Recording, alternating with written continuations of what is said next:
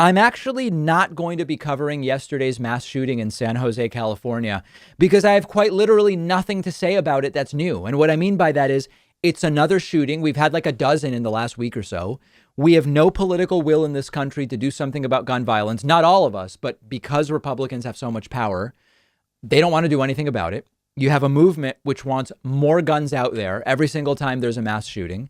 And I can't think of anything to say since we've covered so many of these shootings. But there is an ancillary story related to yesterday's shooting that I do want to cover. Retired New York Police Department Detective Pat Brosnan was invited on Fox News to comment on yesterday's mass shooting. And he bizarrely blamed coronavirus vaccination for the shooting and said, you can bet the shooter himself was vaccinated. Now, I couldn't believe this was possibly an actual analysis being made by a real guest on Fox News, one of the three major cable news networks in the United States, but it happened. Let's jump right in, and you will quickly see that Pat Brosnan appears to have something not functioning quite right in his brain. Good morning, Harris. In a rational world where there's adherence to the rule of law and respect for law enforcement, say the summer of love of 2020, I think there would be more nuanced response in terms of opening a shooting, an active shooting right next door to where there's a load of armed professional shooters under law enforcement. But the rules have changed. You know, crimes are no longer illegal. There's no longer enforcement of lots of laws, and there's an empowerment of these active shooters. So first of all, how could a former police officer make such a silly analysis? If people still respected law enforcement, no mass shooter would even think to start shooting near a police station. The shooter planned to die. What does he care if there are police nearby? And what does Pat Brosnan mean crimes are no longer illegal? By definition, crimes are illegal acts. But is he saying we no longer prosecute crimes? Just from hearing this part, it was off to a bad start. But then he gets into vaccination.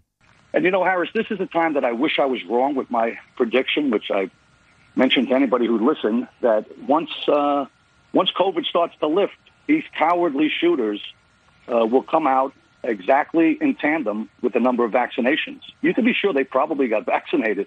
They were just scared to come out.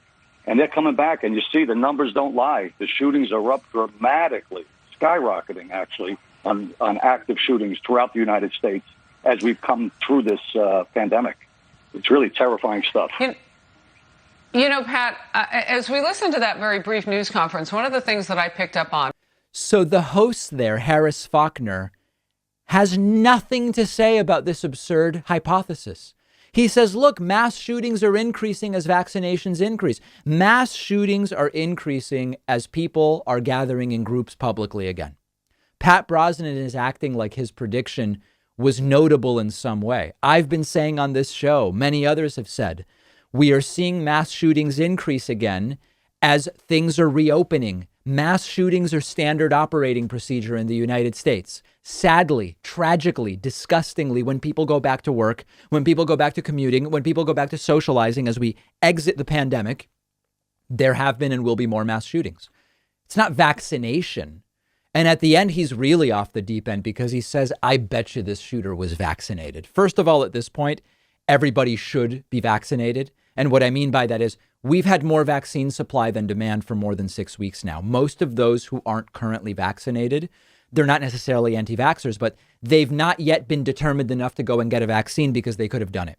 OK, but he seems to be suggesting that the shooter was waiting to get vaccinated before doing the mass shooting. The shooter appears to have planned to die yesterday. If you plan to either shoot yourself or get police to shoot you after shooting up your workplace, why are you waiting for the vaccine? Maybe you want for your workers to be coworkers to be back at work so that you can have a bunch of them together to shoot. Okay, yeah, that may be something you're waiting for. But what a completely harebrained idea.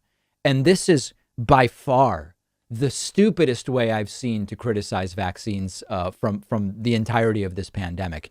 If there has ever been a cautionary tale about understanding the difference between correlation and causation, it's looking at an example like this. Mass shooters are not notoriously fastidious about being vaccinated before going out and doing a mass shooting. That's not the case. And then it's also important to mention implicit in his argument is that coronavirus shutdowns are good in terms of they limit mass shootings. My guess is this is not a guy who is too thrilled with coronavirus guidelines just from how he talks dismissively about vaccination. But what he seems to be saying is when we were, quote, locked down, which we never were, it actually did work to decrease mass shootings, which is an interesting thing to hear from a guy who is making no sense about any of his arguments. Disgusting, sick argument to be making. If you ever feel like you just don't have enough time to read all the books you want to read, you have to check out one of my favorite apps called Blinkist. Blinkist takes thousands of popular nonfiction books and distills each one down into an ebook or audiobook that you can get through in just 15 minutes, where you're getting all the key takeaways from the book. Just imagine how you'll be able to expand your horizons and knowledge by being able to soak up all of the important insights from 10 different books in an afternoon. Obviously, it's perfect for exposing yourself to a new book you otherwise wouldn't have time for, or you can use it to revisit a book you've already read, or use it to preview a book before you buy the full version and read it. I recently read A Brief History of Time, of course, by the great Stephen Hawking. This is a book that I have been aware of for so long, and other things got in the way, and it was fantastic to check it out on Blinkist. Blinkist has books on politics, philosophy, science. They have 27 different nonfiction categories, and a subscription is only about $8 a month, and you get the entire library. But you can try it totally free and get 25% off a subscription when you go to Blinkist.com/Pakman. I've put the link right underneath this video.